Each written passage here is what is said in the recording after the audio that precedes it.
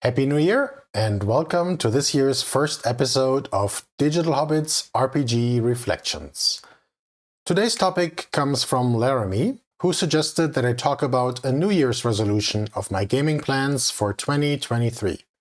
But before I get into that, I figured I should first do a retrospective of the previous year. I won't have a recent reflections segment today, as the first part of this video is essentially one big reflection. So let's jump right in. Here's a message I posted on the Gaming and BS Discord last year. As you see, I committed to running Cortex Prime, and I also wanted to run Deadlands and Vaesen. Well, I failed on all fronts. Although I did come pretty close with Cortex Prime. I'm running it in 3 weeks at BSer Con.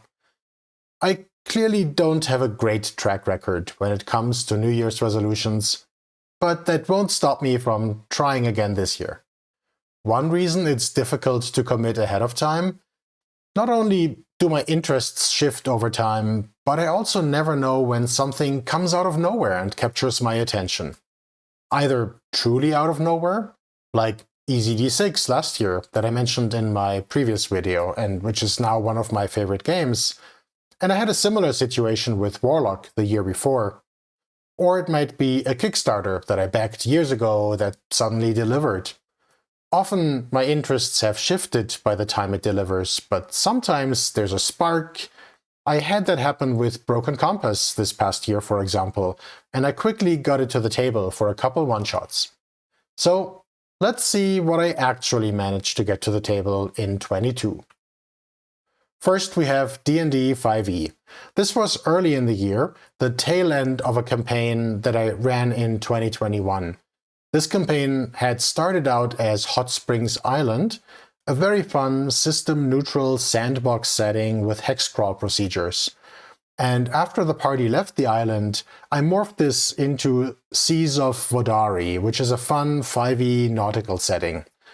The players were having a good time, but I've come to the conclusion that I just don't enjoy running 5e.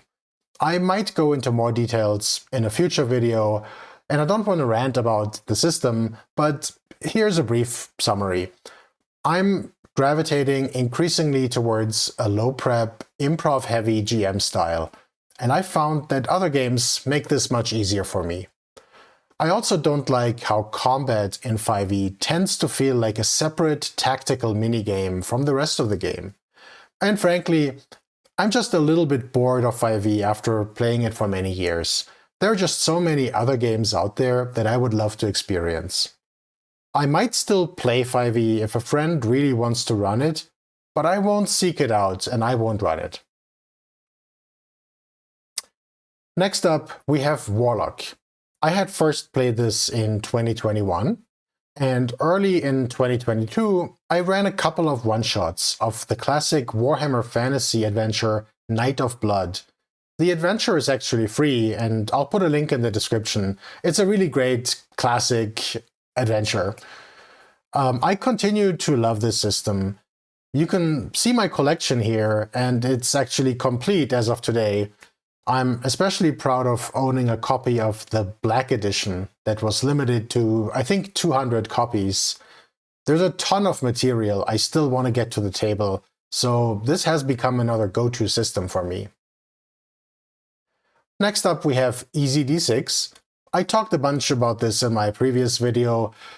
I ran a couple of short homebrew one-shots using EZD6, as well as the old-school Essentials adventure Hole in the Oak.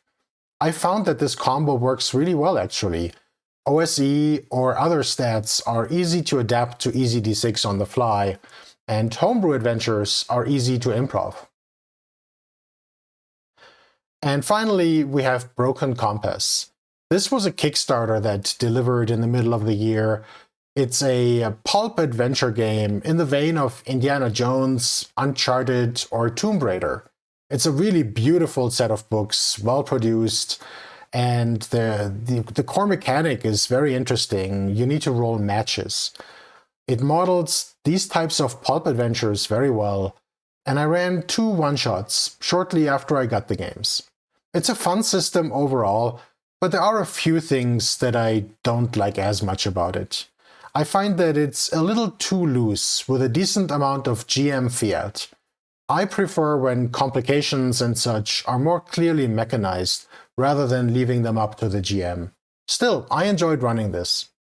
So overall, I ran 4 systems total. Not too bad, even if I didn't get everything to the table that I had hoped for. So let's talk about what I played. First up, we have Fallout. My friend Lance started running this for our home group in February, after we shelved my D&D campaign. This uses the 2d20 system by Modifius, the same system used by Conan, Star Trek Adventures, and others.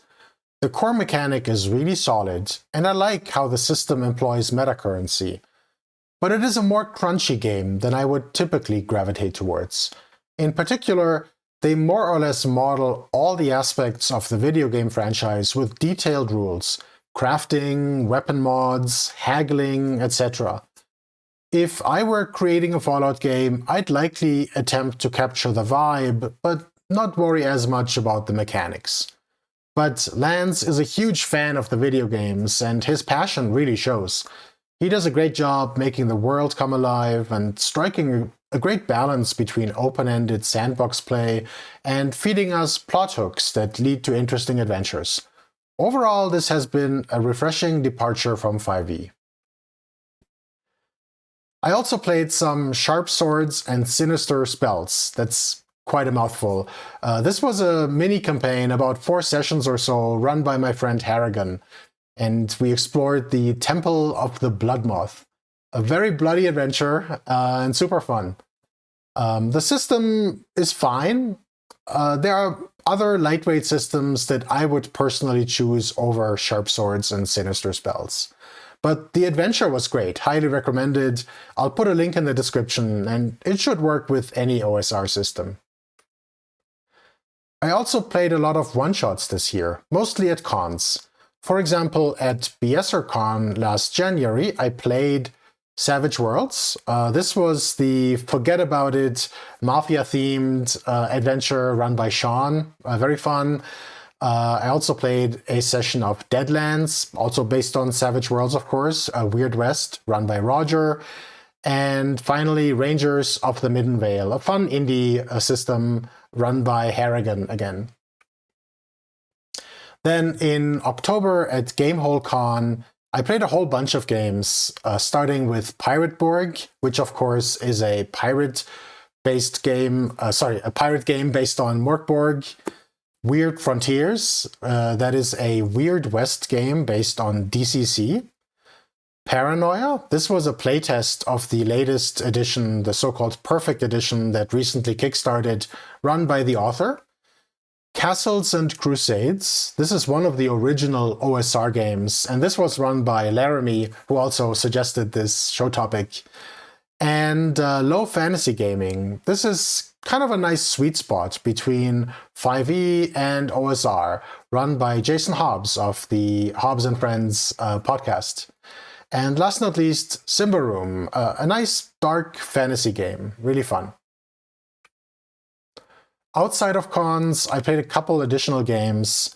There was a 2-session adventure of Trophy Gold, run by Ben. Kind of an interesting mix between story gaming and old school elements.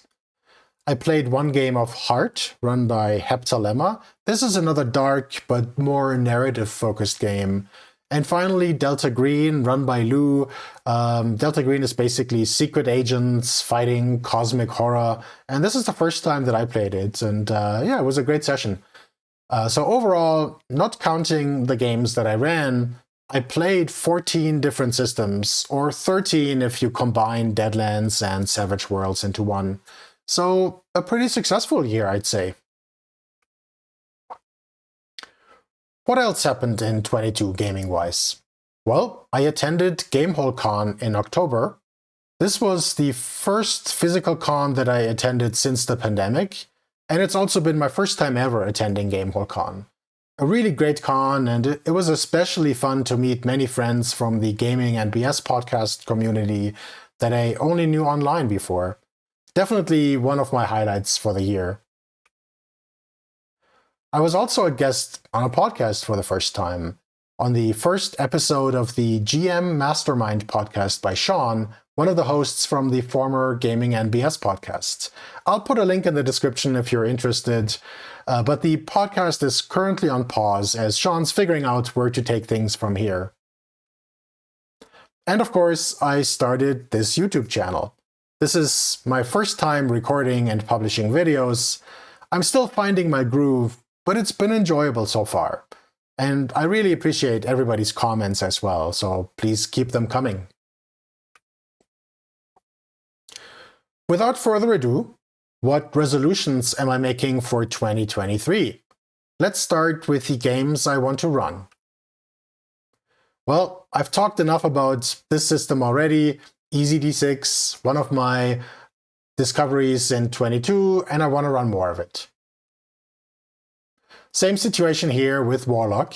I actually haven't run as much of it in 22, but I still want to run more of it in 23.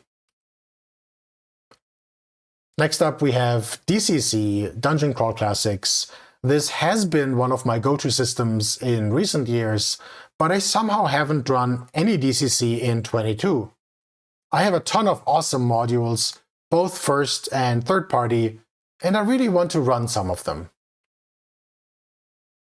Next we have Warpstar. This is the sci-fi cousin of Warlock, using essentially the same rule set. I've been itching to run a sci-fi game for a while, but it took me a while to find the right one.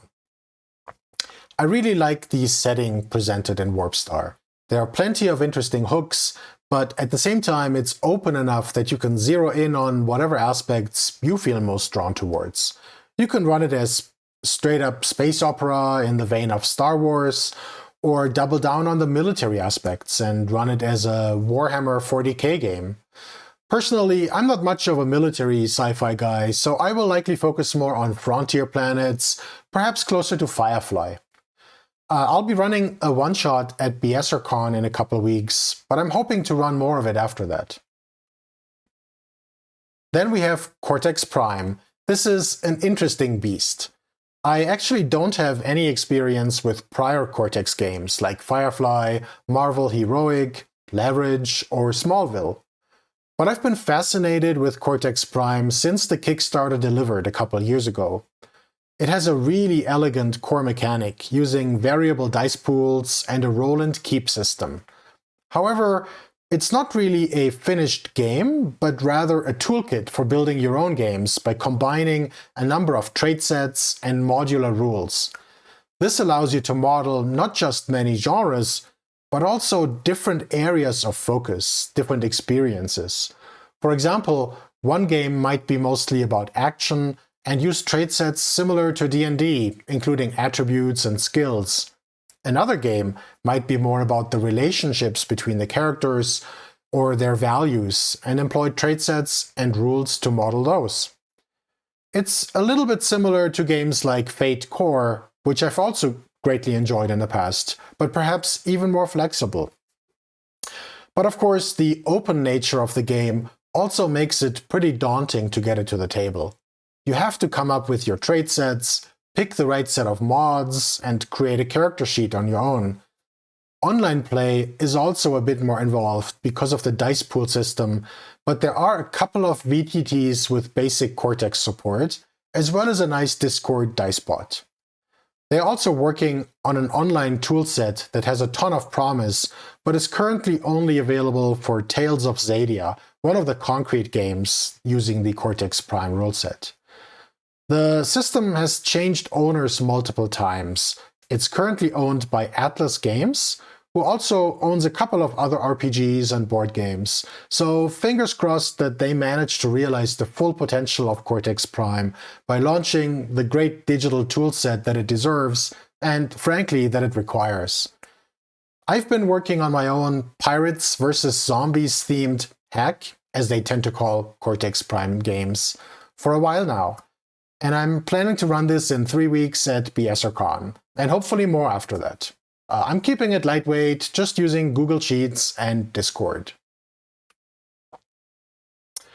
Last not least, I want to run one Free League game, likely Blade Runner or Vaesen.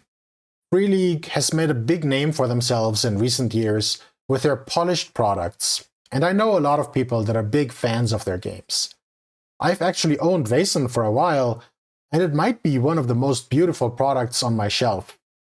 But the Blade Runner Kickstarter that recently delivered looks really amazing as well.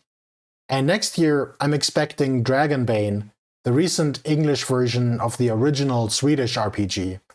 So I figure it's about time I get one of their games to the table. Of course, the usual disclaimer, I never know what might capture my attention. For example, I'm also expecting a bunch of other Kickstarters to deliver next year, such as Mothership and Pirateborg. So we'll see.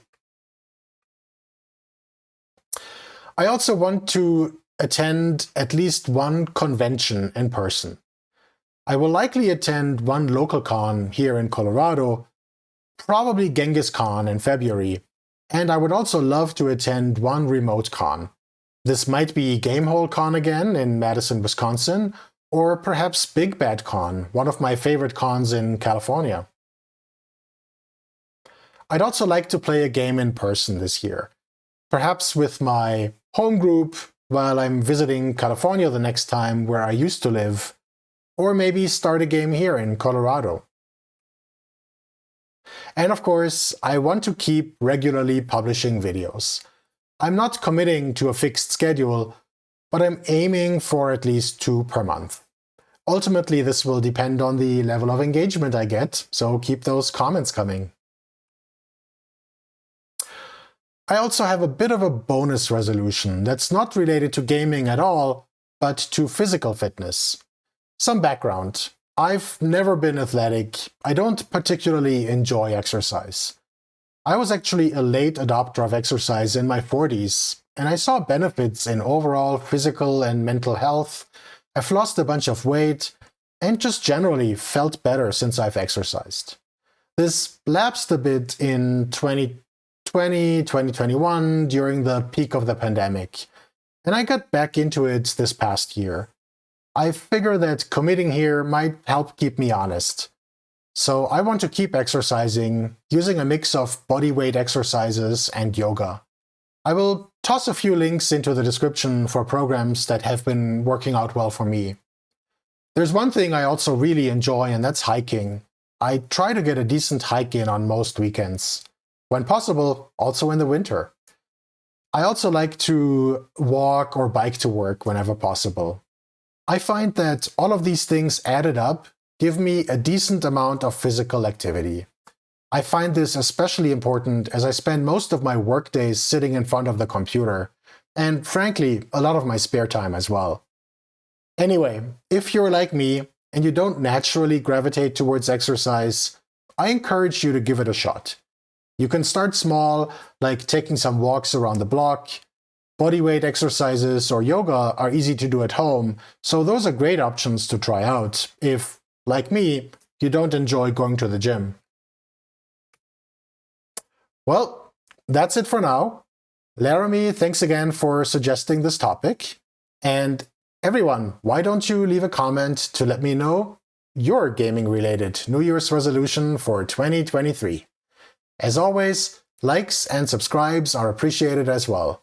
With that, thanks for watching and Happy New Year!